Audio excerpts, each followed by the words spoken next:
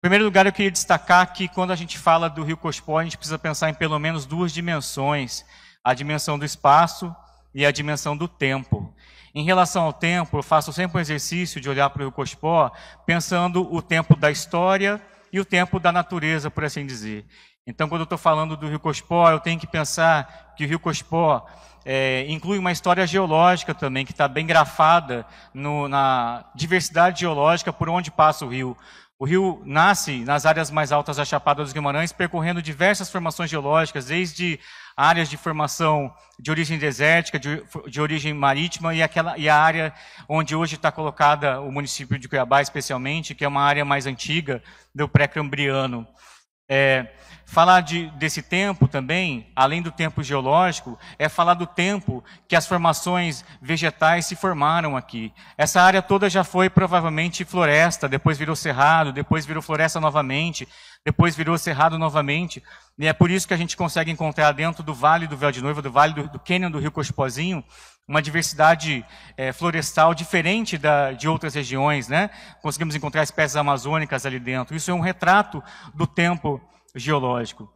Saindo um pouco do tempo geológico, a gente precisa pensar o Rio Cochipó como o momento da colonização oficial do estado de Mato Grosso, quando foi descoberto o ouro pelos bandeirantes, em 1719, formou o Arraial da Forquilha, que hoje é a região da Vila do Cochipó do Ouro, né? Ao mesmo tempo, essa vila foi abastecida por roças que vinham de cima da Chapada dos Guimarães, que vinham da comunidade de São Jerônimo, onde hoje é a comunidade de São Jerônimo, que vinham da região onde hoje está localizado o Colégio Buriti, tombado pelo Patrimônio do Estado. Então, falar no Rio Cospó, pensando no tempo, é falar do tempo das comunidades tradicionais, que desenvolveram práticas culturais, que desenvolveram e engrandecem a riqueza cultural do Estado de Mato Grosso. É falar do tempo dos índios Bororo, os cochiponés, que deram nome para essa região, para esse rio, né? Que herdou o nome dessa região por conta desse tempo, muito marcadamente pelo tempo natural e por esse tempo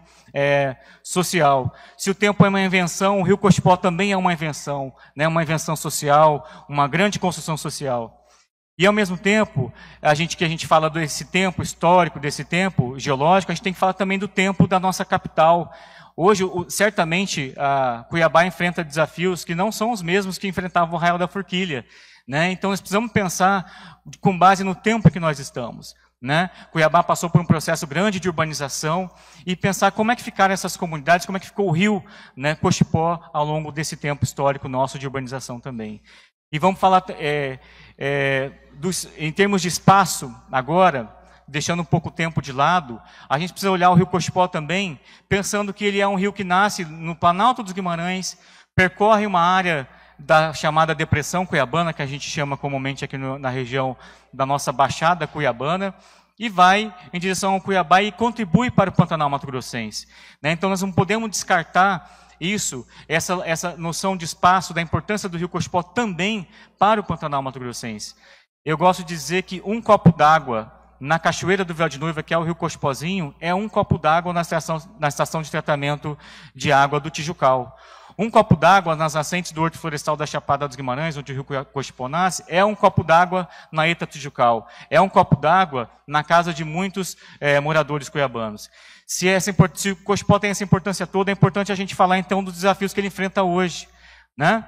Nessa dimensão de tempo e espaço, nós pudemos ver aqui no ano de 2020 e 2021, a grande seca que nós temos enfrentado, razão das mudanças climáticas, né? Mas os incêndios florestais que acontecem nessas grandes secas começam sempre com um fósforo que foi riscado, com uma fogueira que não foi apagada. Incêndios florestais não iniciam com combustão espontânea. E a bacia do Cochipó, nós todos vimos, Cuiabá toda sentiu, especialmente as comunidades do Rio Cochipó. Nós vamos ver aqui depoimentos, né?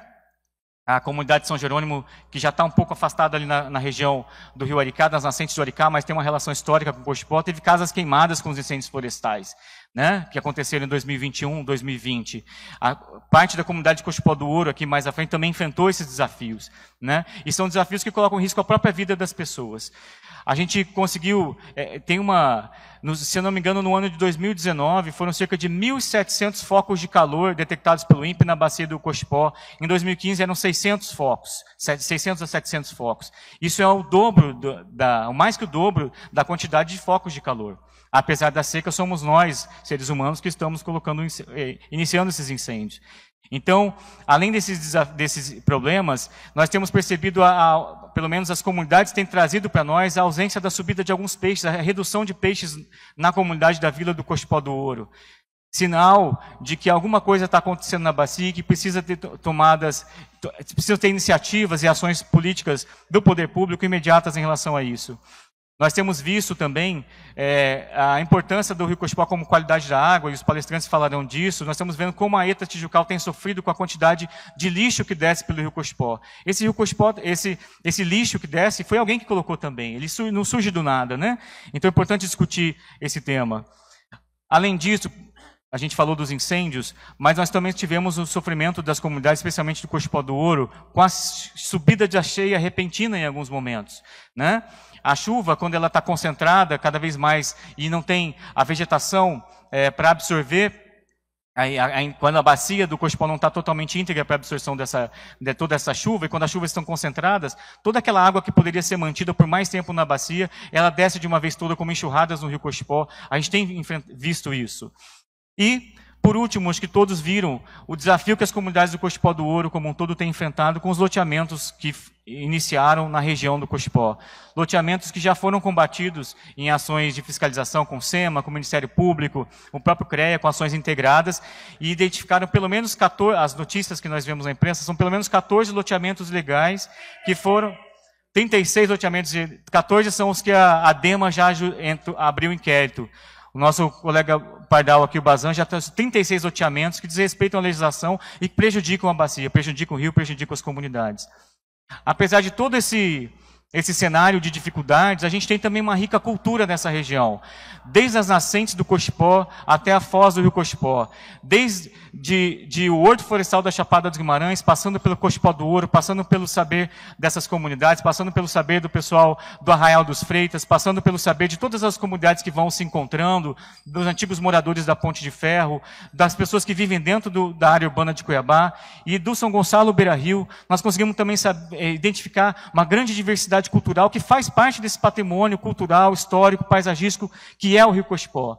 Então, o Rio Cochipó, além de apesar de todos os problemas, são as comunidades, é o povo de Cuiabá que pode trazer cada vez mais ações efetivas que valorizem tanto a cultura dos povos, quanto a importância desse rio, que é parte da nossa cultura. Então, saudando essas comunidades, eu gostaria de agradecer a oportunidade de falar e tenhamos todos uma boa audiência. Obrigado.